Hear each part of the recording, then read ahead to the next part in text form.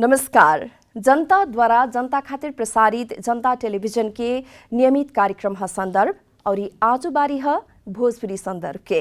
जैसे कि अपने जानते बानी हमनी के ई कार्यक्रम में समसामयिक विषय में केंद्रित होके बातचीत करे खातिर एक जने अतिथि के बुलावे निसन और ये आजू हमनी के साथ बानी बहुते कहल जाओ तो अभी के समय सांदर्भिक हिसाब से आजू के हमनी के अतिथि बहुत ही जानकार बानी, उनका नाम हम कहबे करें।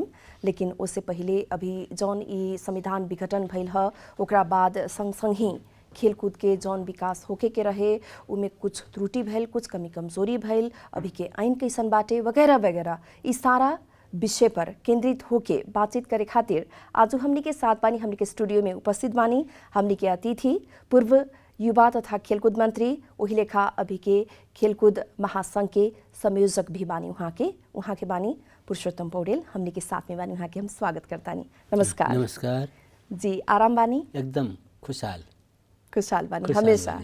जी, जहिया भी अपनी से भेंट होखेला, जहिया भी हमने के देखेनी बहुत ही तरोताजगी के साथ देखेनी। तो एक खेलकूद मंत्री रहनी है उस हिसाब से भी एक फिटनेस के राज है या फिर अपने के नेचर में ही ऐसा है, का बात है? और हम तो देखी ना, जब से अपना के देखता नहीं ये अवस्था में बानी, जब अपना के हम समझे नहीं कि दुनिया में अब जिए के बाद, दुनिया में बाँचे के बाद, दुनिया में आगे जाए के बाद तो खुश रह के पड़ल, बिल्कुल आराम से रह के पड़ल, जिंदगी खुशहाल से बिताई। हाँ, दुनिया के समझी, अपनों के खुशहाल रखी। जी जी, ये में हम बनी। जी बिल्कुल। और जब तक जहाँ तक अपने खेलकूद के बात कहनी, और खेलकूद तो जीवन के अभिन्न अंग के रूप में बा। स्वस्थ जीवन खातिर, स्वस्थ शरीर खातिर, स्वस्थ मानसिकता खातिर आराम व्यायाम के जरूरी पड़ेला। व्यायाम के मतलब खेलकूद, खेलकूद में भी कुछ लगाव बा। जी जी। अब अभी के परिस्थिति के देखल जाओ तो अभी के अवस्था के देखते हुए संसद विघटन भइल, संसद विघटन के सर्वत्र विरोध हो रहल बाटे, विभिन्न कार्यक्रम सब हो रहल बाटे, विरोध प्रदर्शन सब हो रहल बाटे। तो राउर विचार में संसद विघटन जौन भइल है ई सही भइल, गलत भइल, ऐसे ना होए के रहे या फिर ऐसन कारण से भइल, काथी कहे के चाहे ई बारे में? अब देखिए, संसद विघटन के जौन बात है हमनी के देश के संदर्भ में, हमनी के इतिहास के देखल जाओ, जनता के मांग के देखल जाओ, हमनी के लोकतंत्र के लड़ाई के देखल जाओ, तो ई संसद विघटन गलत बात है, बहुत गलत बात है, ना होके के चाहत रहे। जैसे कि मानी हमनी के देश में 7 साल में क्रांति भइल, तो क्रांति के नारा का रहे कि संविधान सभा से संविधान बनावे के। 7 साल में वो सफल ना भेल जी। 35-36 में आंदोलन भेल, ऊ में भी सफल ना भेल। 46-45-46 में आंदोलन भेल, वो में भी संविधान सभा ना बने सकल। आके एक बार 62-63 में बड़का आंदोलन भइल। सारा देश के लोकतंत्रवादी सब, कम्युनिस्ट सब, वामपंथी राजनीतिक शक्ति सब, जितना भी प्रजातंत्रवादी लोग सब रहे, एकजुट होके राजतंत्र के फेंकल संविधान सभा के गठन कैलक अथवा लोकतंत्र लियाउलक। 64 साल में संविधान सभा के चुनाव भइल, उमें संविधान बने के रहे लेकिन वो असफल भइल। 70 साल में फिर संविधान सभा के चुनाव भइल। 70 साल में बनल संविधान सभा 2072 साल में देश के संविधान जारी कैलक, नेपाल को संविधान 2072 जी। उ संविधान जनता के संविधान रहे, जनता के प्रतिनिधि से बनावल संविधान रहे। उ संविधान हमने के देश के 35-36-46 साल 62-63 के क्रांति के उपलब्धि रहे। नेपाल के अपने के कहीं तो 6 साल 7 साल में बनल कम्युनिस्ट पार्टी के क्रांति के उपलब्धि रहे।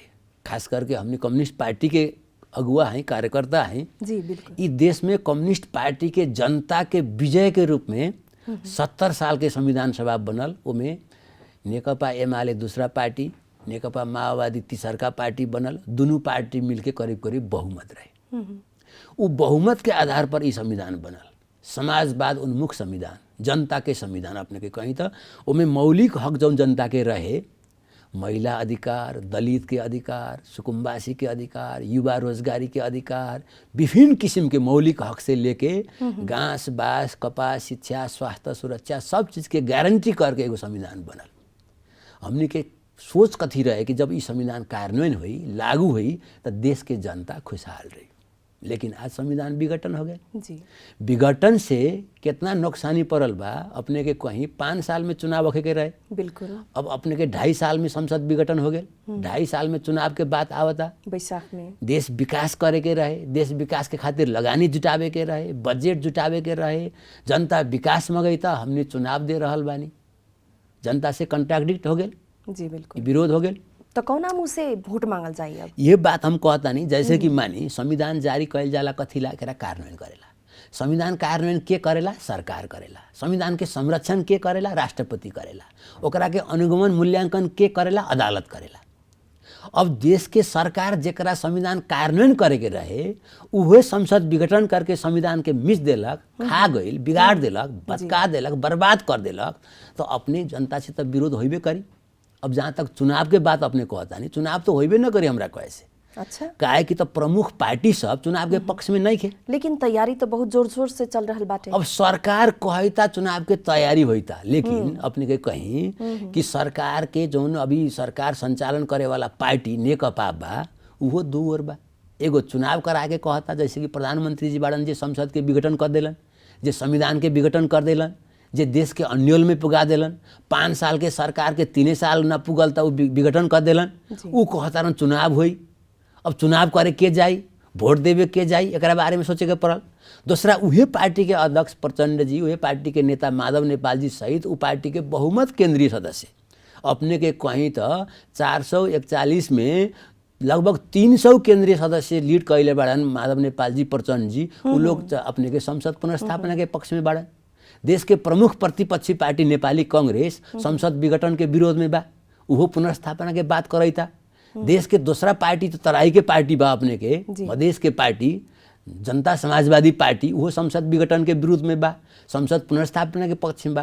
तो चुनाव के लड़ी? जब सब पार्टी संसद विघटन के विरुद्ध में बा, जब सब पार्टी संसद पुनर्स्थापना के पक्ष में बा, जब जितना भी देश के पार्टी सब बा चुनाव के खिलाफ बा और 5 साल इस सरकार के इस संसद के पुगावे के खातिर लड़ रहल बा, तो चुनाव कैसे होई?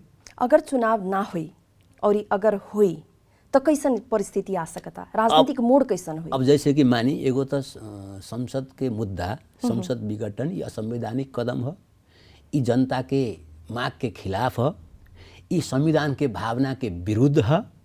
ई अपने के संविधान में सरकार 5 साल खातिर बने वाला व्यवस्था कइल गइल बा, लेकिन 3 साल ना पुगल त प्रधानमंत्री केपी ओली जी संसद के विघटन कर देलन।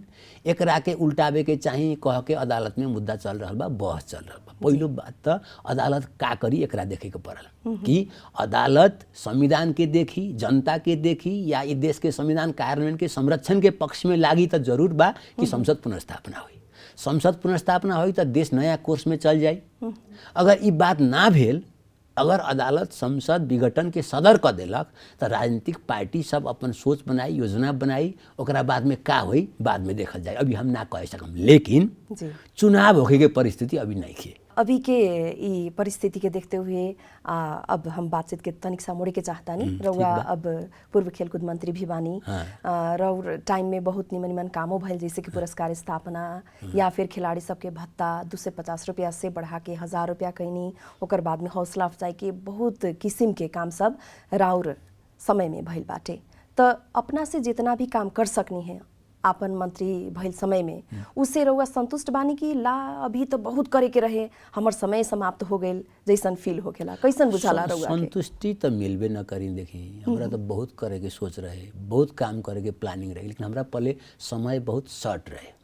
पहले तो हमनी के जौन सरकार बनल सुशील कोइराला के नेतृत्व में, नेपाली कांग्रेस के सभापति सुशील कोइराला जी प्रधानमंत्री रहलन, उ सरकार में नेकपा एमाले मिल के बनल रहे। ओ में हमनी के टाइम 1 साल के रहे, 1 साल में संविधान जारी करे के हमनी के व्यवस्था रहे, तो 1 साल खातिर ला सरकार बनल रहे। संजोग से 1 साल से कुछ महीना बढ़ के हमनी 15-16 महीना सरकार में बैठनी।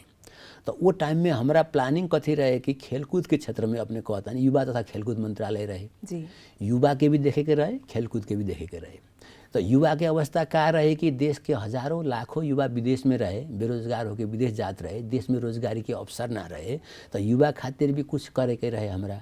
उन्हें खेलकूद जौन बा, हमने के देश के खेलकूद के संभावना बहुत रहे, लेकिन खेलकूद में कौनों के ध्यान रहे ना रहे। जब तक हम खेलकूद मंत्री ना भइनी तो खेलकूद मंत्रालय के लोग चिन्हत ना रहे, बुझत ना रहे कि खेलकूद मंत्रालय बा। लेकिन हम मंत्रालय में आईनी तो हम कहनी जीवा एकरा के मंत्रालय के रूप में पहचान कइल जाओ। जैसे कि छोटा सा अपने के उदाहरण देता नहीं, हम जब मंत्रालय पहुँचनी तब मंत्रालय के टोटल बजट कितना रहे, जम्मा 59 करोड़ 59 करोड़ जम्मा बजट रहे। तो 59 करोड़ से का हुई, जब एकदम तलब भत्ता प्रशासनिक खर्च में 50 करोड़ के हाराहारी में जात रहे, 8-9 करोड़ विकास में रहे। तो उसे का हुई, उसे तो कोनो विकास होत ना रहे, खेलकूद में कोनो प्रायोरिटी सरकार के ना रहे, कोनो चासो ना रहे।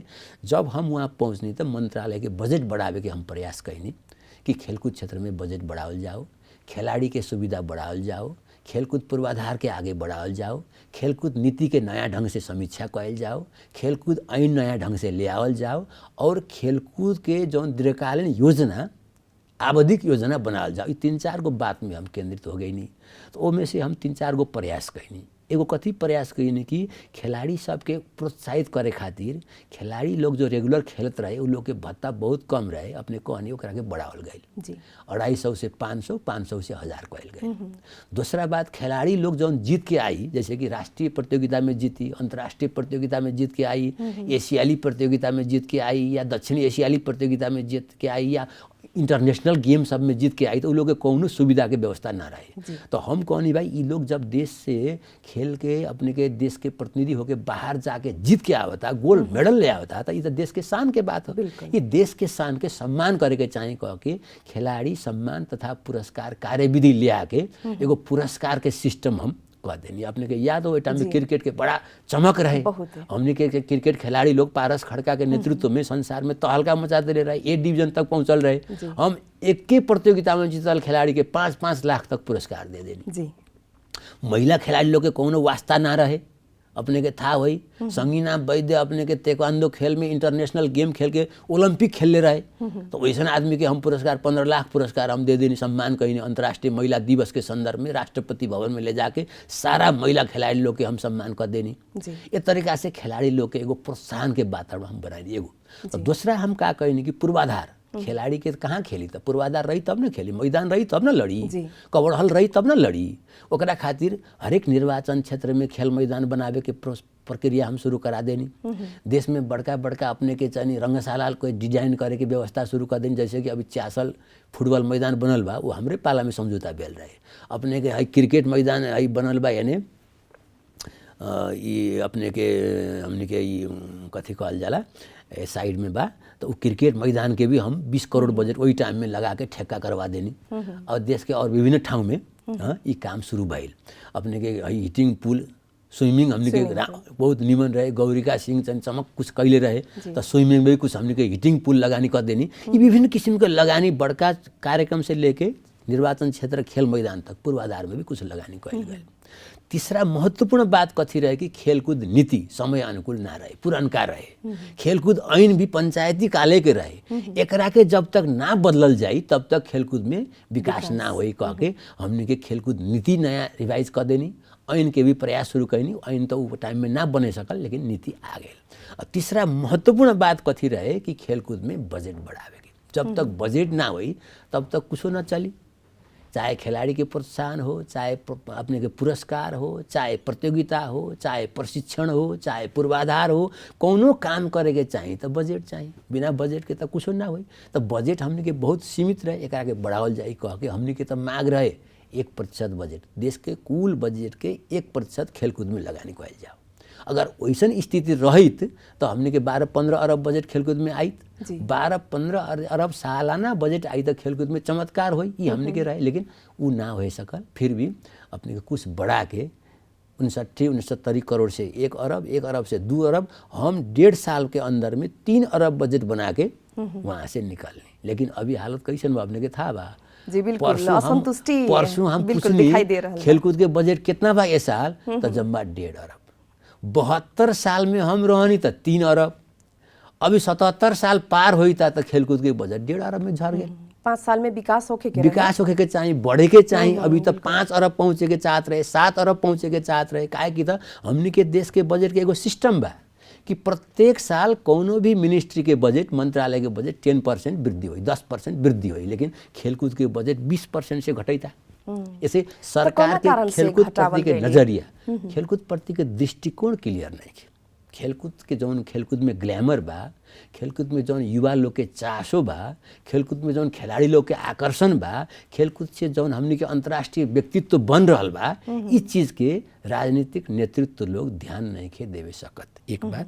दूसरा बात, खेलकूद में जौन लीडिंग करेला, नेतृत्व करेला मंत्री या सदस्य सचिव या और जौन वहाँ के लीडर लोग बा, इ लोग में भी खेलकूद के प्रति जौन आकर्षण और लड़ाई इ लोग नहीं के करे सकत। और तीसर का बात, जौन बजट देवेला अर्थ मंत्रालय, उ लोग का सोचेला कि खेलकूद में लगावल बजट इ बालुआ में पानी सोचेला, लेकिन इ बालुआ में पानी नहीं खे। काहे कि अपने के एगो बात हम कहता नहीं, हमनी के क्रिकेट टीम ए डिवीजन में पहुँचल तो संसार के लोग नेपाली क्रिकेट के पहचाने शुरू कर देला। बिल्कुल। हाँ, तो क्रिकेट से हमने के परिचय अंतर्राष्ट्रीय में बनैता।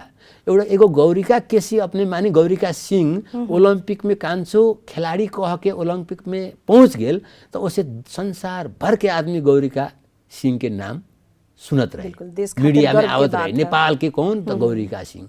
अगर ई खेलकूद के जौन ग्लैमर बानू, इस चीज़ के खेलकूद मंत्रालय बुझैता, खिलाड़ी लोग बुझैता, लेकिन अर्थ मंत्रालय नहीं के बुझत, देश के सरकार नहीं के बुझत, जौन नीति बनाए वाला बड़का लोग बा उ लोग नहीं के बुझत। एक कारण से खेलकूद कुछ पछाड़ी बा। और एक और सवाल, जब रउआ खेलकूद मंत्री रहनी है तो आपन क्षेत्र खातिर 2 नंबर प्रदेश के हमनी के नारायणी रंगशाला एक समय में बहुते बड़का अंतर्राष्ट्रीय स्तर के खेल सब भी भइल बाटे, लेकिन अभी वहाँ के निरीक्षण कैला पर बहुत दुख लागेला। बहुते अभी दुर्गति बाटे कहल जाओ त, लेकिन ओकर विकास खातिर रउआ पहल ना कैनी, या फिर राउर पहल कैल गेल बात के सुनल ना गइल, या फिर आपन क्षेत्र खातिर जौन करे के रहे रउआ खातिर समय छोट हो गेल, कोना कारण बा? समय छोट हो गेल, सही बात है। देखी, जैसे कि अपने कहनी हम 3 गो बात पूर्वाधार के क्षेत्र में 3 गो काम हम कहनी। एगो हरेक निर्वाचन क्षेत्र में खेल मैदान, 205 निर्वाचन क्षेत्र में विद्यालय में खेल मैदान, प्राय सभी विद्यालय में कुछ सहयोग। तीसर का बात, ठूला रंगशाला, सब बड़का बड़का जो रंगशाला के बात रहे, ओकरा कौनो रंगशाला के कौनो प्लानिंग डीपीआर ना रहे। जैसे कि वीरगंज रंगशाला उ पंचायती काल में बनल है, ओकरा मरम्मत ना भइल तो उ अपने के बिगड़ल जात रहे, उ बर्बादी में रहे, वहाँ गतिविधि भी कुछ ना रहे, तो उमें भांगटा टाले के कुछ बजट तो हम देनी, संगे संगे हम का कहनी ओकरा डीपीआर करे के प्लानिंग में रख देनी। डीपीआर हो गेल बा। जैसे कि हम मंत्री रहनी तो देश के जैसे कि वीरगंज जैसन, वीरगंज, हेटौड़ा, विराटनगर, देश के प्रमुख ठाउँ जहाँ खेलकूद गतिविधि ज़्यादा हो गेला, वैसन 38 गो रंगशाला के डीपीआर हम करा देनी। वैसे कि क्रिकेट के 11 गो रंगशाला के डीपीआर हम करा देनी। उहे डीपीआर के आधार पर आज देश भर में का होता कि उ रंगशाला कुछ बनैता या मरम्मत होता। वीरगंजों के उहे बा, वीरगंजों के डीपीआर हो गेल बा। अब ओकरा के नया ढंग से बनावे खातिर तुम्हें 2 गो डीपीआर बा, एगो मरम्मत करे के डीपीआर, मरम्मतो हो सकेला उ, और नया बनावल भी जा सकेला। लेकिन दोनों में से एगो काम करके सरकार काम शुरू करी तो कोनो समस्या नहीं की। लेकिन हमारा टाइम से तो ओखे वाला नहीं कि जैसे कि अपने मान ली क्रिकेट रंगशाला बा यानी बनैता कथी कहेला मूलपानी में जौन क्रिकेट रंगशाला बनल, हम मंत्री रहनी तो 71 साल में 20 करोड़ बजट निकासा करके ठेका भइल, लेकिन आज तक वही ठेका काम चलैता। अर्थात कुछ टाइम लेवेला, बड़का पूर्वाधार बनावेला टाइम लेवेला, उ टाइम हमरा के ना भेल। ऐसे उहो काम वीरगंज के कहीं या के अपने के खलैया के क्रिकेट मैदान के कहीं, निजगढ़ के अपने के शहीद रंगशाला के रे हीरालाल गौतम रंगशाला कहीं, निजगढ़ में चंद्रनिगाहपुर में भी हम कुछ बजट देनी, सरलाई में देनी, जनकपुर में अपने के जाके पूछी उ गुठी से जगह लेके डीपीआर हम करा देले रहनी, उमें रंगशाला बनैता। जहाँ जहाँ ना रहे वहाँ हम शुरुआत कर देनी, लेकिन बनावे के तो हमरा के टाइम ना मिलल। ऐसे टाइम कम भेला से काम शुरू बा। और ये एक और हम बात अपने से पूछे के चाहे, जैसे कि क्रिकेट के जौन एक रुतबा बनल है, क्रेज जौन बढ़ल है, ओकर शुरुआत कलैया से भइल। रउआ खुद उहे जिला से बानी, हमनी के जानकारी में जितना बाटे नेपाल में अभी जौन क्रिकेट के क्रेज बढ़ल है, मेन खिलाड़ी सब कलैया से बानी, कलैया से ही शुरुआत भइल। अनिश चौलागाई कहल जाओ, विनोद दास सभी के कैप्टन से होके वहाँ के अंतर्राष्ट्रीय स्तर में भी अपन पहचान बनेले बानी। लेकिन जौन हिसाब से कलैया से इतना निमन राष्ट्रीय स्तर के क्रिकेट के खिलाड़ी सब निकलल, कलैया में जौन किस्म से एक ट्रेनिंग होके के रहे, भौतिक पूर्वाधार सब बनावे के रहे, उ क्षेत्र के जौन विकास होके के रहे, उमे काहे कमी हो गई? ऐसा भेल जैसे कि हम मंत्री हुए न तो कलैया में हमारा दूगो इच्छा रहे, 12 जिला में कहीं ना, कलैया में खास करके एगो कबड़ बनावे के। कबड़ बनावेला हम बजट दे देनी, ठेको लगानी, लेकिन जगह काम वहाँ से कुछ शुरू भइल, जगह विवाद से वो काम रुक गए। अब जैसे कि अब क्रिकेट के बात रहे, क्रिकेट अपने के सिद्धेश्वर के विद्यालय के जमीन में वो लोग खेले रहे, ओमे सरकारी लगानी करे के परिस्थिति ना भेल तो नया जगह खोजे के पड़ल। नया जगह हमने के सिसनिया में खोज के शुरू कैनी। अपने के याद होई सिसनिया में कुछ काम भी कैल गइल बा, लेकिन ओकरा के आगे बढ़ाए वाला स्थिति ना भेल। अभी जैसन की तैसन में रह गेल, ओकरा फेन आगे बढ़ावे के कोनो मेहनत ना कैले बा। लेकिन कलैया या 12 जिला कहीं या अपने के 2 नंबर प्रदेश कहीं देश भर के हमने के एगो कथी सोचनी कि हम ई ना सोचनी कि हमारा जिला में हमरे काम हुई, लेकिन हम का सोचनी कि देश भर के बराबर खेलकूद के मांग बा, खेलकूद प्रति सबके चाह बा, युवा लोग के खेलकूद प्रति एगो क्रेज बा, खास करके क्रिकेट प्रति जौन क्रेज रहे, जैसे कि भैरव आगे चाहे क्रिकेट मैदान अपने के कहीं, बैतडी के क्रिकेट दशरथ चंद क्रिकेट मैदान कहीं, अपने के पोखरा के क्रिकेट मैदान कहीं, या बीरगंज के क्रिकेट मैदान कहीं, या मूलपानी के क्रिकेट मैदान कहीं, ये अपने के कोहलपुर के क्रिकेट मैदान कहीं, अपने जाके पूछी पुरुषोत्तम पौडेल जी जब मंत्री रहते में का काम भइल, हर एक लोग कहे लगे यहाँ कुछ मदद भइल, लेकिन ओकरा बाद में का भइल तो हर एक लोग कहेला कुछ ना भेल। अभी के शुरुआत तो भइल, शुरुआत भइल, लेकिन ओकरा कंटिन्यू करे के, ओकरा के आगे बढ़ावे के, ओकरा व्यवस्थापन करे के, ओकरा पिकअप करे के जिम्मेदारी हमरा बाद में जौन मंत्री लोग आयल ना लेवे सकल। ऐसे खेलकूद की स्थिति कुछ सुधरल नहीं थी। जैसे कि मानी साग भेल तो पोखरा में कुछ बनल, अपने नेशनल गेम भेल तो नेपालगंज में बनल, ओकरा बाद में कुछ ना भेल। ई हमनी के परंपरा बा। जब जरूरी पड़ी तो खोजेला लोग, ओकरा के कंटिन्यू ना करेला लोग, ओकरा निरंतरता ना देवेला लोग। ई जब भी हमनी के करे के चाही, खेलकूद तो एक दिन खेले के चीज़ नहीं खेलू, खेलकूद एगो आदमी के जीवन है, समाज के जीवन है, हमनी के कल्चर है खेलकूद। एकरा के हमनी के समाज के हर एक चीज़ साथे साथे ले जाए तब एकरा विकास होई। अपने जरूरी राष्ट्रीय गेम के जरूरी पड़ल तो तालीम शुरू कर देनी, राष्ट्रीय गेम ओरा गेल खेलकूद के छोड़ देनी, ये तरीका से खेलकूद के विकास ना हुई। ये खेलकूद अपने के जीवन के साथे साथे चले के चाहिए, राज्य के हर एक काम के साथे साथे खेलकूद चले के चाहिए, देश के हर एक कल्चर के साथे साथे खेल कल्चर भी आगे बढ़ाएं तब जाके प्रगति हुई। इस चीज़ के जब तक नीति निर्माण करे वाला के भेजा में ये चीज़ ना घुसी तब तक प्रगति ना हुई। हमने के सवाल बहुत ही अभी बाकी रह गए, लेकिन समय समाप्ति के इशारा हमरा मिल गए बाटे। तो हमरा से पूछे के छुटल, अपने के कहे के मन लागल जौन बात सब बाटे, अंत में रउआ कह सकता नहीं। अब हमरा कहे के मतलब कथी बाजे, देखिए अंत में ये देश के जौन संस्कृति, राजनीतिक संस्कृति बा, ई गलत हो गेल बा। राजनीतिक संस्कृति के मतलब राजनीति सब नीति के मूल नीति। राजनीति ठीक रही तो सब चीज़ ठीक रही। अगर राजनीति खराब हुई तो राज्य खराब हुई, राज्य खराब हुई तो ओकरा प्रभाव चारों ओर पड़ी। हमनी के देश में विकास काहे ना भेल तो अस्थिरता, सरकार बदलल रहेला तो विकास ना भेल। ऐसे हमनी कथी व्यवस्था कहनी संविधान में कि सरकार 5 साल ला चली, 5 साल के सरकार बनाऊनी, जनता बहुमत देलक, बहुमत के प्रधानमंत्री बनल, 2 तिहाई के सरकार बनल, फिर भी 2.5 साल 3 साल में ये अवस्था बा। ऐसे ये चीज़ ना होए के चाहिए। राजनीतिक नेता लोग ई समझो कि जनता हमनी के सेवा करेला भेजले बा, लेकिन हमनी के नेता लोग का सोचेला, जनता सेवा हमनी के करेला भेजल नहीं कि हमरा सेवक जनता है जी, ई सोचेला। जनता के सेवक ना समझी, जनता के मालिक समझी, अपने सेवक है। ये चीज़ जब तक सुधार ना हुई तब तक हमनी के उन्नति प्रगति के संभावना कम बा। ऐसे हमरा आग्रह बा, हमनी राजनीति के कल्चर के विकास करें। हम सत्ता में रही ना रही, देश आगे बढ़ो, हम कुर्सी में रही नहीं न रही, समाज खुश रहो, कुर्सी में कौनो रही, देश में स्थिरता रहो, विकास रहो, सबके मन खुश रहो। ये चीज़ लोग सोची तब जाके हमने प्रगति करें। जी, बहुत ही निमन बात कहनी।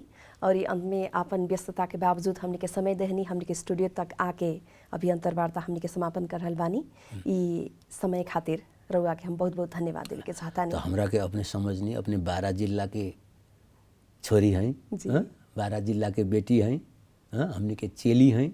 ऐसे हमरा अपने बोलैनी, जनता टीवी में अपना विचार रखे के मौका देनी, एकरा खातिर प्रतिमा जी के भी हमरा तरफ से धन्यवाद बा और जनता टेलीविजन के भी हम अपना तरफ से धन्यवाद देवे के चाहतानी। जी बहुत बहुत धन्यवाद। जी आज के भोजपुरी संदर्भ के कार्यक्रम के समय समाप्ति हो चुकल बाटे। अगला हफ्ता अपने लोग फिर से BFA के सवेरे 7:30 बजे देख सकतानी मैथिली भोजपुरी। और अपने के हम फिर अनुरोध करे के चाहतानी, ठंडी बढ़ रहल बाटे, अपन स्वास्थ्य के ख्याल रखे लोगिन और जनता द्वारा जनता खातिर प्रसारित जनता टेलीविजन देखत रहे लोगिन। आज के कार्यक्रम से हम प्रतिमा विदा चाहतानी। नमस्कार।